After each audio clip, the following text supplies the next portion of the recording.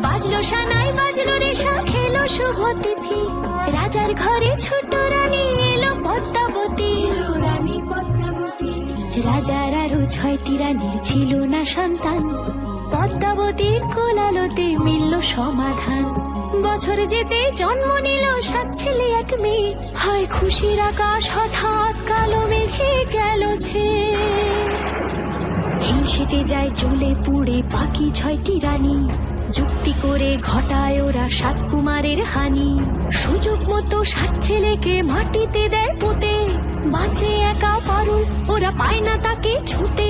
ধাইমা বাজায় সেই মেয়েকে বড় করে তোলে, 7 ভাইকে পায় যে পারুল 7টি চাপা ফুলে।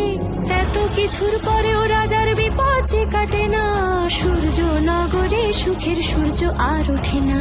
হিংসা বিবাদ বিচ্ছেদ আর প্রেমের কাহিনীতে পারুল বোন কি পারবে 7 ভাই চম্পাকে জাগা